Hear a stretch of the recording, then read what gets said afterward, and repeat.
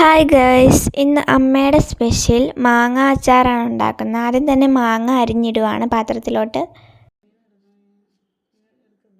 മാങ്ങ അച്ചാർ ഉണ്ടാക്കാൻ വേണ്ടിയുള്ള സാധനങ്ങൾ: ഇഞ്ചി, വെളുത്തുള്ളി, പച്ചമുളക്, കടുക് ചതച്ചത്.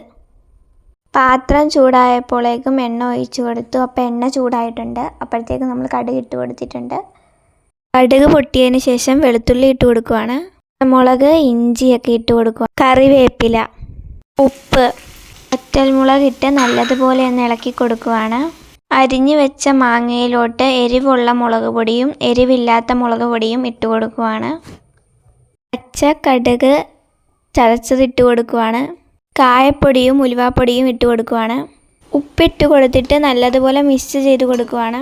ഇഞ്ചി, പച്ചമുളക്, വെളുത്തുള്ളി, വറ്റൽമുളക് എല്ലാം കൂടെ വറ പൊട്ടിച്ചത് നമുക്ക് ഇട്ട് കൊടുക്കാം. ഇതൊന്ന് നല്ലതുപോലെ ഇളക്കി കൊടുക്കാം. എൻ്റെ അമ്മക്കുട്ടിയുടെ മാങ്ങാക്കറി ഇവിടെ റെഡി ആയിട്ടുണ്ട്. അപ്പോൾ എല്ലാവരും ട്രൈ ചെയ്ത് നോക്കാം. ഇത്രയേ ഉള്ളൂ വീഡിയോ. ബൈ.